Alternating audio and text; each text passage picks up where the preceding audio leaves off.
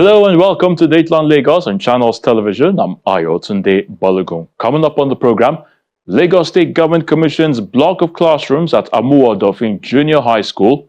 State government launches building planet permit sensitization tools. Ministry of Home Affairs, Youth and Social Development reels out one-year achievement, and Deputy Governor Quadri Hamzat opens new Iga-Egbe Palace.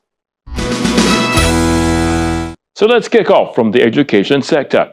The Lagos State Commissioner for Basic and Secondary Education, Mr. Jamiu Tolani Ali Balogun, has called for more intervention from corporate organizations in Lagos State to assist the government in providing adequate infrastructure to cater for the ever-growing youth population.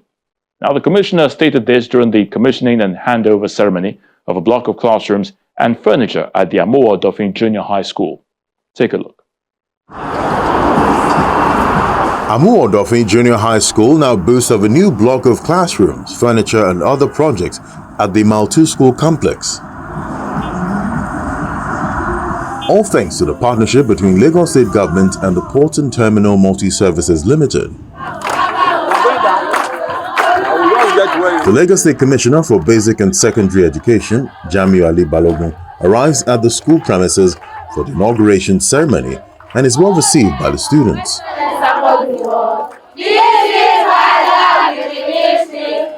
Port and Terminal Multi-Services Limited says its corporate social responsibility is priority for the company. As we look at the fruits of our collective efforts today, let us remind ourselves of the power of partnership, public-private partnership. It is through our continued collaboration that we can transform challenges into stepping stones for the growth and development of our future generations. Thank you, each one of you, for your support, for your trust, and for the commitment to this noble cause. Together, we are laying down the foundation for a bright, more prosperous future for our community in Mile 2 and for Lagos at large. Parents and the local government chairman of Amuwo-Odofin area commend the government for working closely with the private sector to develop the state. We are so very much delighted for this building that has given us today. Under the leadership of PTML, is a very good achievement of which we've been looking forward for. So thank you very much. And we wanted to send a message to the governor, Mr. Governor, for good work he's doing in our education in Lagos State. It's very, very encouraging, and our children look like model school this time around. So we are very pleased to tell you that. We have moved around too. We have seen over 530 meters of road along with the drainage. We have seen school furnitures, the school well furnished, well established with amenities. You are letting the students to know that there is future in education. Knowing fully well that education is the best legacy any parent, any government can give to its children. You have made us proud by this exercise. We are very proud of you for doing a good job, for providing future to our future leaders. They are our future leaders. And if we don't nurture them at this level, we might be missing it along the line. We have provided succor to them. This school can compete with any standard private secondary school. And that is the word we're talking about. The Lagos State government is grateful for the support provided in the education sector. There is one thing to identify that as a corporate organization, it behoves on any corporate organization to carry out social responsibility, corporate social responsibility. That is on one hand. But it is a clear different thing to actually implement this corporate social responsibility, particularly in Africa, where most things work on paper.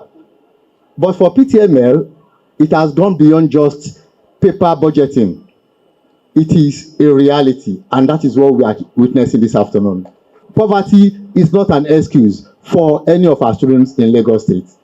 And again, PTML has equally joined hand at ensuring that facilities are provided. Partnership is what strengthened communities. And I'm sure the people of Amuwo-Odofin, the residents of Mile 2, will see PTML as worthy community members. They will want to do everything possible to ensure that these facilities are well maintained. The students are also excited for the new edifice and request for more support in the area of security. My Mr. Governor, sir, and my Honorable Commissioner for Basic and Secondary Education, Mr. Jamiu Tolani Ali Balogun, permit me to make this few requests. Kindly help us to stop the nefarious activities of hoodlums, social misfits, drunkards, who litter the school frontage with alcoholic beverage sachets. Commercial drivers and their noise is a serious distraction to teaching and learning. Kindly help us, sir, from this unpleasant situation. Sir, we also use this opportunity to request that you use your good office to beg the PTML to give us a standard food vendor's house. The Lagos State Commissioner for Basic and Secondary Education calls for collaboration between government and private sector to address infrastructure development in the state. We are here today not only to commission, but to acknowledge and take over the school for the necessary maintenance in terms of providing quality teachers and then seeing that all what has been put in place are utilized for the purpose of schooling and teaching learning process. And may I also call on the management, the principals. We must change our maintenance culture. It is key. We've been given a new structure, and we must ensure that we maintain whatever that is in there and utilize it judiciously for our students. I've listened to the wonderful girl that came on stage. The environmental factor in Lagos State is well known. And Governor is working day and night to ensure that we have a safety environment, a clean environment, and which the Honorable Commissioner of Environment is also doing and which we are all aware. We will take your requests down and know how to work on them. Computers, chairs and tables have been provided for the students and teachers for smooth teaching and learning process in the multi-school complex. From the education sector to the implementation of building laws, the Lagos State government has launched sensitization tools for voluntary compliance to physical planning permit laws that will also help prevent individuals from falling victim of fraudsters producing fake building permit documents. New structures spring up in Lagos State every day, and monitoring various regulatory agencies show some buildings under construction check all the boxes, but not everyone goes by the books, as other property owners fail to secure the necessary building permits and face the consequences of demolition by the state government.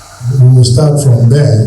The Lagos State Physical Planning Permit Authority is at GRA Ikeja to unveil tools that will educate residents on all the steps to get the necessary building approvals. Today we gather to unveil two important initiatives aimed at informing the public about the crucial importance of obtaining planning permits for both existing, ongoing and proposed developments. Two initiatives are last part nuggets, which are concise, informative message that will reproduce in different dialects, and car stickers campaign, which involve placing eye-catching stickers on vehicles traversing the city streets. As motorized campaign are designed to complement the initiative and drive the dream of Mr. Govt by ensuring that all Lagosians key into the amnesty program. I urge all residents, property owners, developers, and stakeholders in the built environment to key into the dream of Mr. Governor by voluntarily obtaining planning permit for their projects. Let us also educate and inspire other fellow citizens to make planning permit a priority for their building projects. These tools will be used to educate residents across all local government areas to ensure compliance with the building regulations. In so many places in Lagos, houses are built right on drainage channels. Such people will claim that they have permit. But we have since checked it out that most of the people claim and cry that they have permit, they don't have anything at all. And now that fiscal planning is planning this sensitization, I think it is very good. Very good in the sense that nobody again will claim that he or she was not informed. Now, I do not know how to get the permit. My own counsel to all of the people who are involved in this is that they should make sure that it reaches far and wide in a situation that people feel that they are receiving vengeance, and we read all manner of meanings into everything that the government does. So we should do what Yoruba people say, that ki eyan we ko yan kan, so that the whole world will know that we have done everything that we need to do in terms of sensitizing our people how to build right. A representative of real estate business owners appealed to the government for an extension of the 90-day window for property owners without permits to obtain them. Thank God for the 90 days that the governor has magnanimously given. If we want to appeal, we also appeal for additional 90 days. You know why? Because number one, so that we can have enough time to do the same. So that we can, by the end, let's say by the end of the year, the government should give us like, towards the end of the year, come and regularize all your papers. So that we stand on a fresh note in January 2025. If by then, any developer would have done the best thing, we can say government have been justified to demolish subprime because money have been lost, billions every day. And it's not good for the government, it's not good for the economy of Lagos State, and it's not good for us as businessmen and developers. The State Commissioner for Physical Planning and Urban Development responds to some of these requests, as he gives assurances that buildings with approvals will get stickers. Last year, we received fairly over 7,000 applications for our planning permits, and about 5,878 applications were granted. Now, if we reflect that back, let's assume that we have 6,000 applications approved for a year. Let's take it back for 20 years. You'll be talking of about 120,000. Now, according to lands, they have issued out consents and CFOs to the tune of slightly over 500,000. So, if we have 500,000 land documentation title issued, and we have from approval, let's say 120,000. If you put that 120 over 500 something, you'll be talking about 22%. That is to give you a guide as to the number of buildings approved in the state. And that is quite alarming. That is quite serious. And that is why the current administration has been making effort. Right now, it's on record that in the whole of Africa, it's Lagos State that has a well-robust land documentation system. We can trace back to the origin during the colonial days. It's all there now.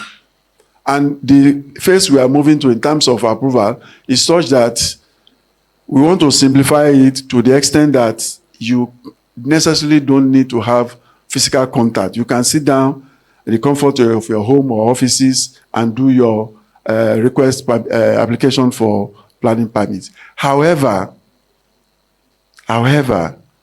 for that thing to be a success, it lies heavily on the element of truth. In fact, from this exercise, we are going to get down to the nooks and corners of every community and societies in this state.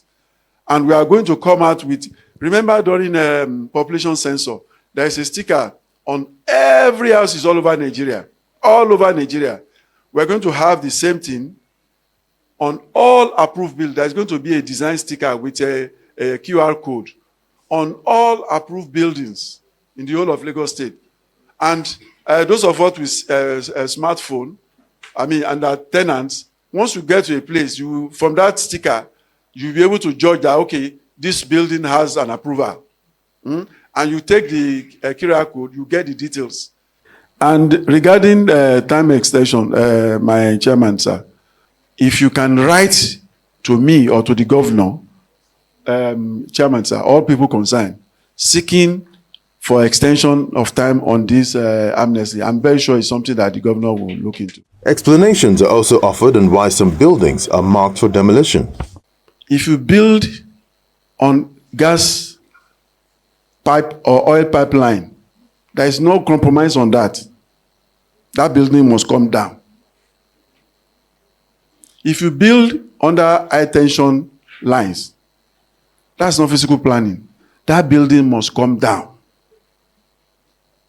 If you build on right of way, that building also must come down in the interest of the whole public. But in that case, there will be engagement. Okay, some compensation might be paid, like what is happening on the coastal road now, regional road in Lagos. All the right of ways that we are doing. We engage the people, we sit down with them, we discuss with them, we do enumeration, we agree, and the date is free, compensation is paid, and we remove the building. However, I must also accept the compensation may have some delay, but eventually it will be paid. Now, coming to building itself, if you have a building without approval, we don't just go there to demolish. We don't just go there to demolish. If not, this amnesty we are talking about wouldn't have come up. What we'll do is we get there and we serve you to come and do the right thing. And can anybody here say whether a building without approval was just demolished? No. Different media being deployed by LASPA to ensure residents receive the message that puts everyone on the same page as the Lagos State government with regards to its building safety laws. We now turn our attention to the ongoing ministerial press briefing where the Commissioner for Youth and Social Development announced a new partnership with an international organization to provide opportunities in information and communication technology for 1 million youth in the state.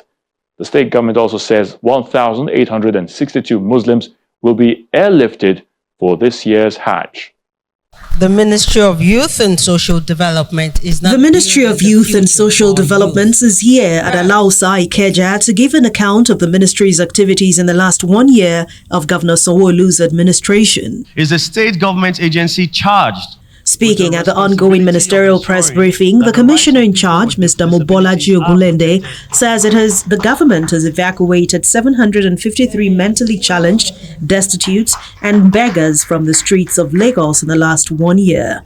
He also emphasized the government is making plans to provide opportunities for 1 million youths in the area of information and communications technology, as well as artificial intelligence.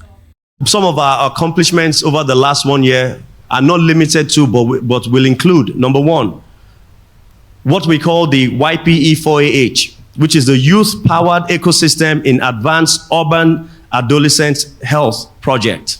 It is a project, the United States Agency for International Development, fondly called the USAID, in collaboration with the Ministry of Youth and Social Development, is empowering out-of-school youths with life skills, leadership skills, and livelihood skills. It is a project that is being done across 4 of our youth centers across the state. The pilot project provides safe, youth-friendly spaces in 4 designated local government areas, namely Ikorodu, Kushofe, Lagos Island, and Mushi, and they are currently ongoing. We have recorded 39,564 adolescents that have been reached through this training on basic life skills using a uniquely adaptable skills curriculum. 46,922 adolescents have received an age-appropriate life planning counseling services. 551 adolescents have received leadership and advocacy skills, while 544 adolescents have benefited livelihood skills from this program. During the period under review, a total of 753 mentally challenged, destitute, and beggars were rescued off the streets. There's a table giving a summary of what I've just rolled out. The beggars account for 157, the destitutes 295, the mentally challenged 301, bringing a total to 753. Of the 157 beggars, 142 have been prosecuted. 5 are awaiting prosecution as of today, and 10 are child beggars. Next is the Ministry of Home Affairs. The commissioner says over 3,000 Muslim pilgrims went to Hajj in 2023, and the state government is ready to airlift 1,862 citizens for the 2024 Hajj. Lagos State government has been from time play in Hajj operation since her creation in 1967 through the Muslim Pilgrim Welfare Board, providing necessary assistance in matters relating to the health condition of pilgrims within and outside the country. All the 1,000 people, the self-pilgrim people that pay within their money, they are about 1,760 something. So not the Lagos State government that are sponsoring that 1,000 people to travel to Hajj. As a part of mandatory prerequisites for intending pilgrim to the Holy Land, the pursuant of the pilgrim form, this one are the necessary thing for anyone that intending to travel to all the area that I mentioned. You will obtain your form. We will obtaining the form and submit it to the Christian Welfare Board for scrutinizing and knowing if the person were fit to attend the pilgrims. More so, a total number of 310 pilgrims were airlifted in the 2023 pilgrimage to the Kingdom of Jordan and Israel in 30th September 2023. There is no any problem that Israel is safe for our pilgrims to come, and whenever they are traveling there, they will be well protected and do all their necessary pilgrim they want to do concerning the Christian faithful program in the Jordan and Jerusalem. So for our information, soon they are going to be traveling to that the Jerusalem without any fear. Even as these ministries take turns to reel out their achievements in the last 1 year, residents of Lagos look forward to more human-oriented initiatives that will impact people's lives positively. And finally on the program is the inauguration of the new Egbe Chieftaincy Palace in Lagos Island, where the Lagos State Deputy Governor, Quadri Hamzat, stressed the need for everyone to protect African culture to ensure it does not go into extinction. Iga Egbe Palace, situated in Iga Idugoro, Lagos Island, now wears a new look after its renovation by Chief Rafui Olusi, the Egbe of Lagos.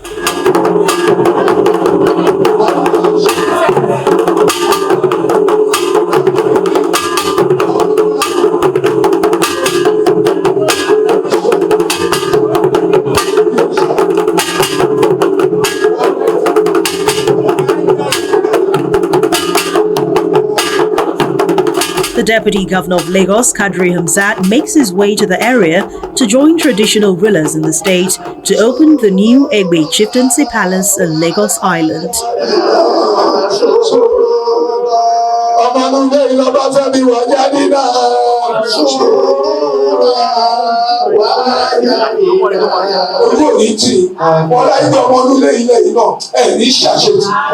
After the prayers, the Deputy Governor emphasizes on the importance of culture and language that must be protected to ensure it does not go into extinction. What we are doing is regeneration. I remember when I was young, very, very young, and I used to come and greet my grandfather here. But it was not as elegant as this, certainly. So we must thank the Egbe of Lagos, who has taken the initiative to redevelop and regenerate this place. So first of all, that's what we are trying to do, regeneration, because we are increasing in population and therefore people must live somewhere. So urban planning is what our chief has key into, and that's what we are doing today. So that's part of their role, is to look at how do we live in peace, how do we live in harmony, and regeneration is part of that, putting things in proper perspective in the right places, and that's what Egbe of Lagos has done for us. So we are all responsible. You know, we all have to make sure that at home we teach our children Yoruba language. You know, it's sad that a lot of our children can't even speak it. You know, I'm not guilty of that. My children can speak Yoruba very well because I take pride. If you don't understand yourself, if you don't know yourself, you'll be lost. And that is true. So for us as a people, it's important. Our culture, there are certain things you can't translate into English. I don't know any of you who speak English. So if I want to say, Ajanaku koja mori nkan firi, change it into English for me. I don't know how. So if you don't understand Yoruba language and you are Yoruba man, I'm sorry, you are missing something. So for me, it's important. And that's why in Lagos, we are doing a lot of Yoruba things. And I encourage others, the Igbos, the Hausas, to do the same. Let our language be known, let our children understand it. That is who we are. We are not Western people, we are Africans. And therefore our African culture, our African language must be preeminent. The traditional ruler says the rehabilitation of the palace is to provide a meeting point for the Egbe sons home and abroad. The palace is in Chantis before, so I have to wait. One person have to do it. It's not my personal house, it's for the family. So one has to bring this place for people to live in. So we have plenty. If you see the back of the palace, you see plenty rooms, plenty houses. So that I can easily call them. We can easily contact ourselves.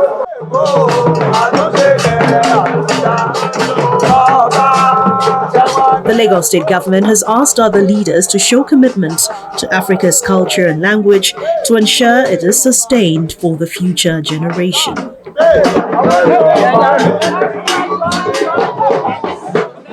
And that's the program for this week. As always, thank you so much for watching. I'm Ayotunde Balogun. Remember, be the best you can, obey all state laws, help keep our environment clean, and most of all, remember to always stay safe. Till next time, it's bye for now.